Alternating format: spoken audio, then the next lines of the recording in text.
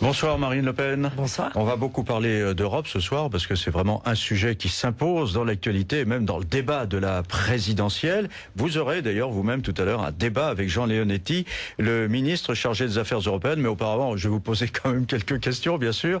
Et je voudrais vous faire réentendre votre réaction sur cette antenne BFM TV. C'était juste après le discours de Nicolas Sarkozy à Toulon. Et il nous a décrit ce que j'ai appelé l'Europe à la schlag, c'est-à-dire l'Europe des budgets communs, l'Europe de la perte de notre liberté, l'Europe des sanctions, l'Europe de la majorité qualifiée, l'Europe qu'il est en train de construire, non pas avec Angela Merkel, mais sous les ordres d'Angela Merkel. Mais ce qu'il a décrit, c'est l'abandon de la souveraineté de la France. Ça, ce sera un discours effectivement fondateur, parce que fondateur dans le sens où c'est la fin aujourd'hui. Si on suit Nicolas Sarkozy dans cet axe-là, c'est la fin de la France libre. Alors la France libre, ça a une connotation historique évidente. C'est pas excessif ? Ah non, je crois pas du tout. Non, il faut bien être conscient de ce que Nicolas Sarkozy a dit lors de ce discours de Toulon 2. Il a dit très clairement qu'il acceptait de transférer un des derniers pans qu'il restait de souveraineté à la France, qui est la liberté de décider de ses budgets.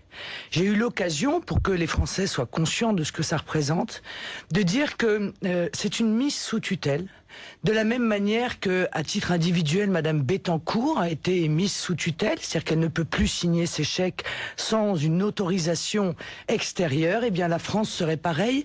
Elle ne pourrait plus signer de chèques sans une autorisation extérieure. Les Français n'auraient plus le droit de déterminer leur budget. Et ce qui fait le fondement de la démocratie, c'est-à-dire le consentement à l'impôt, disparaîtrait. C'est un changement radical, c'est vrai. C'est l'abandon de la démocratie, c'est l'abandon de la souveraineté. Je sais bien que la France est un vieux pays, mais le comparer à une dame âgée, tout de même, il y a la possibilité d'avoir une souveraineté partagée. Oui, avec d'autres pays qui sont dans le même club, le club de la zone euro. C'est ce qu'on a dû dire à Madame Bettencourt, qu'elle allait partager sa liberté avec la personne avec son tuteur. Oui, sûrement, on a dû lui dire ça.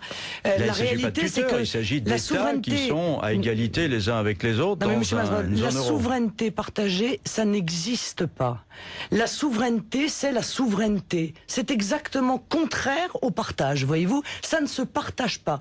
La liberté, justement, c'est le soin de pouvoir laisser au peuple français la direction de son avenir, le choix ultime. Or, Nicolas Sarkozy, lorsqu'il propose, par exemple, la majorité qualifiée, il faut que les Français sachent ce que ça veut dire.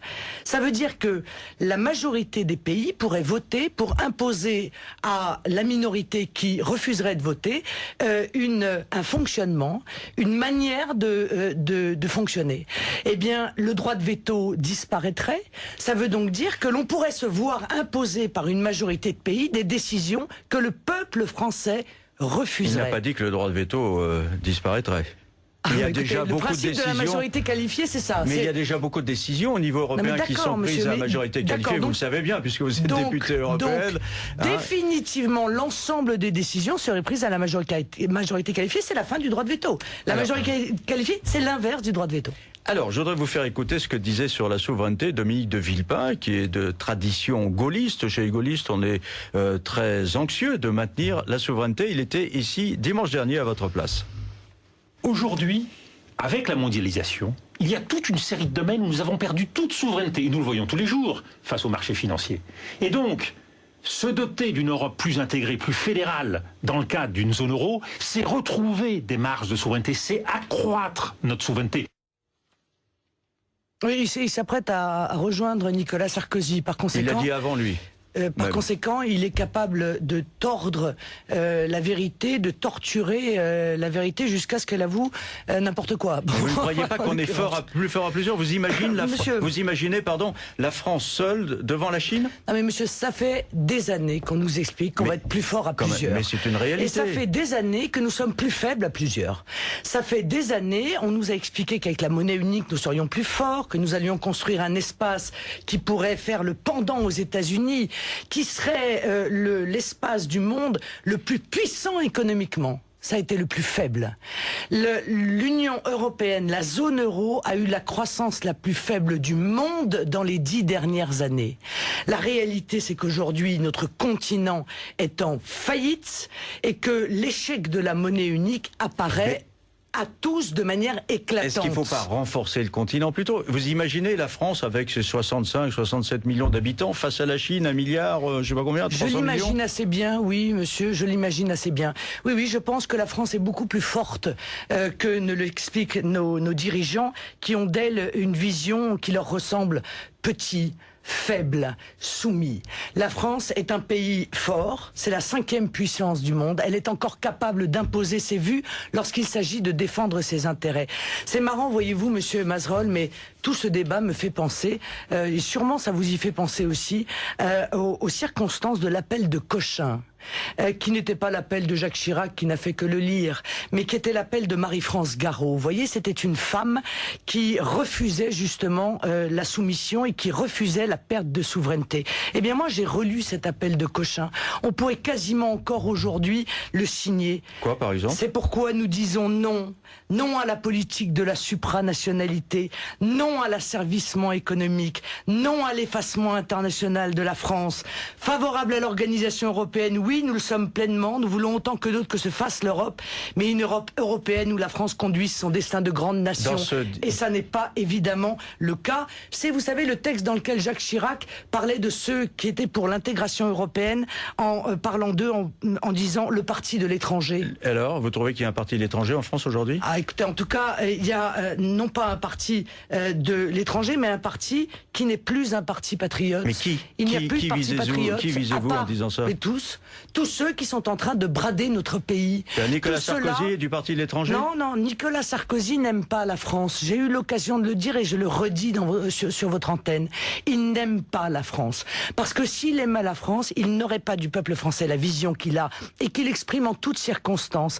Un peuple figé, un peuple peureux, un peuple paresseux. S'il aimait la France, il la verrait telle qu'elle est, c'est-à-dire une grande puissance, et pas ce petit pays frileux qu'il décrit en permanence, et surtout s'il aimait la France.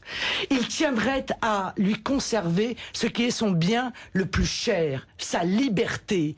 Il y a des millions de nos compatriotes, monsieur Mazerolle, qui sont morts au cours de notre histoire pour que nous restions un peuple libre, pour qu'aujourd'hui on brade notre souveraineté, notre liberté à une puissance supranationale. Mais c'est inenvisageable. Est-ce que vous reprendriez les appréciations qu'on a entendues au cours de la semaine sur une résurgence, une réapparition du nationalisme allemand, des comparaisons avec Bismarck? Mais non, monsieur Mazerolle, parce que dans la critique que je formule, ça n'est pas une critique contre l'Allemagne. Que l'Allemagne défende les intérêts de l'Allemagne, ça me paraît tout à fait naturel. Les critiques que je formule, c'est à l'égard évidemment de Nicolas Sarkozy, de nos dirigeants, c'est-à-dire de ceux qui défendent les intérêts de l'Allemagne et non pas les intérêts du pays qu'il dirige. Vous dites que Nicolas Sarkozy défend les intérêts de l'Allemagne? Je dis que Nicolas Sarkozy ne défend pas les intérêts de la France et se soumet aux desiderata de l'Allemagne. Mais que l'Allemagne défende encore une fois ses intérêts, ça paraît assez naturel. Vous êtes président de la République, qu'est-ce que vous diriez à Madame Merkel? Je dirais à Madame Merkel, vous ne pouvez pas aller contre la volonté de votre peuple. Votre peuple vient de dire à 60% qu'il considère que l'euro est une mauvaise chose, a été une mauvaise chose. Il faut que nous organisions, même si c'est nécessaire, des référendums dans l'ensemble de nos pays, que nous nous mettions autour d'une table et que nous prenions la tête du retour à nos monnaies nationales. Parce que c'est la seule manière de sortir la tête haute et surtout de sortir nos pays du marasme économique effrayant dans lequel ils sont plongés aujourd'hui. Alors, vous aurez l'occasion de reparler de ça tout à l'heure. Je voulais aussi parler d'un autre point qui a été traité par Nicolas Sarkozy, c'est Schengen. Or, le 13 décembre, les ministres de l'Intérieur européens doivent se retrouver pour faire en sorte que cet espace Schengen soit davantage surveillé, qu'il y ait la possibilité, plus qu'auparavant, de rétablir, en cas de besoin, des contrôles aux frontières. Ça vous satisfait? Ça existe déjà, monsieur. Il y a la possibilité avec Schengen. Oui, mais améliorer les règles pour permettre de on nous rétablir. Dit ça, encore une fois, on nous dit ça, mais tout ça est extrêmement vague. Tout ça sont des promesses. La réalité, c'est qu'il existe déjà la possibilité, en cas de difficulté, de remettre en place les contrôles aux frontières. Je l'ai réclamé il y a plusieurs mois face aux vagues d'immigration clandestine en provenance de Tunisie. Je le réclame toujours aujourd'hui parce que compte tenu des résultats électoraux en Égypte, compte tenu de la manière dont les islamistes ont pris le pouvoir grâce au gouvernement français en Libye, il y a des chances pour que ces vagues d'immigration s'accélèrent. On reparlera de ce qui se passe dans les pays arabes tout à l'heure.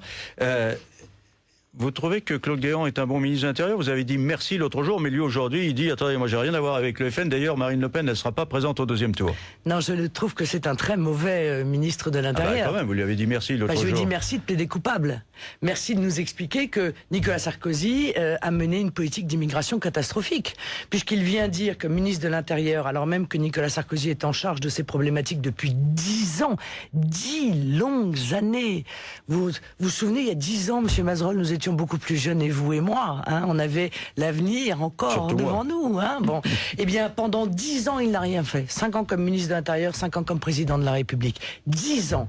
En 10 ans, il a réussi à arrive à un point où il fait entrer aujourd'hui légalement, c'est-à-dire l'aspect de l'immigration où il a le pouvoir comme dirigeant. Légalement, il fait entrer 203 000 étrangers dans notre pays par an. 203 000. C'est-à-dire 80% de plus qu'en l'an 2000, quand Lionel Jospin, qui est pourtant socialiste, était au pouvoir.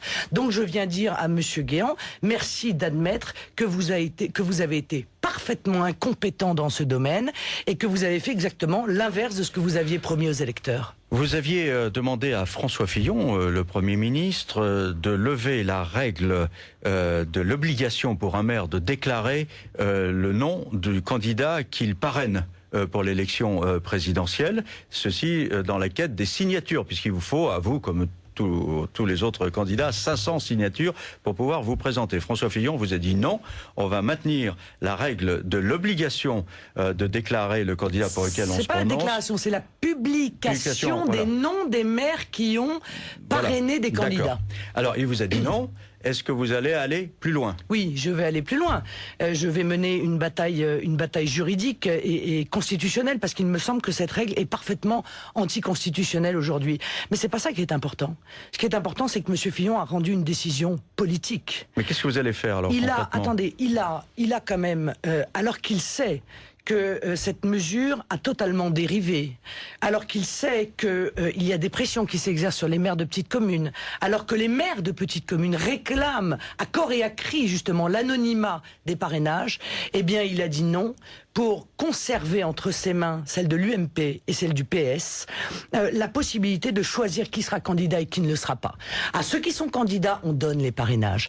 Et à ceux qu'on ne veut pas voir dans la course présidentielle, eh bien, on fait des pressions par l'intermédiaire des conseils généraux, des conseils régionaux, des communautés de communes, pour leur expliquer qu'il serait bon qu'ils ne parrainent pas tel ou tel. Est-ce que vous vous rendez compte de la gravité de cette situation? Qu'est-ce que vous allez faire alors? Alors, je vais saisir la justice et je vais poser la question de la constitutionnalité de cette mesure au moment où, encore une fois, elle apparaît non plus comme un acte administratif, ce qu'elle était lors de son vote initial, mais comme une sorte de soutien politique, comme une sorte de vote, comme si les grands électeurs votaient, mais sans le secret, en quelque sorte. La question prioritaire de constitutionnalité. Voilà, exactement. Voilà. Exactement. Mais qui existe grâce à Nicolas Sarkozy. Oui, mais M. Fillon ne s'en sortira pas comme cela. Je demande, moi, aux Français de se souvenir qu'il aura pris le risque d'empêcher une candidate qui représente 20% de l'électorat de ne pas être présente à l'élection présidentielle. Justement, vous êtes très haut placé dans les sondages, mais néanmoins, la crise ne vous a pas fait monter dans les sondages, alors qu'on pourrait penser que justement c'est un atout pour vous, que c'est un argument compte tenu de vos prises de position. Comment se fait-il? Parce que je pense qu'on fait peur aux Français. et que nous sommes exactement dans la situation dans laquelle nous étions pendant le débat sur la Constitution européenne. On a fait peur aux Français. On leur a dit, si vous votez non au référendum, ça va être épouvantable. Ils ont voté non. Ça va être eh ben oui. Et donc, il s'est rien passé, sauf que leur parole n'a pas été entendue ni respectée, et que les dirigeants PS et UMP ont voté dans leur dos pour leur imposer un traité dont ils ne voulaient pas, et dont ils nous expliquent aujourd'hui d'ailleurs qu'il était mauvais. Vous voyez comme quoi les Français étaient plus sages que ceux qui les dirigent. Bon, et donc je pense que cette campagne présidentielle va servir à rassurer les Français en leur expliquant que le système veut à tout prix conserver l'euro, parce que cet euro, eh bien, elle bénéficie à quelques-uns, mais elle est un drame pour l'immense majorité des Français, et qu'ils n'ont pas de crainte à avoir en refusant de se faire comment dire, ruiner par le sauvetage à tout prix, et donc à un prix exorbitant de cette monnaie unique. On marque une pause et puis on parle avec vous des élections dans les pays.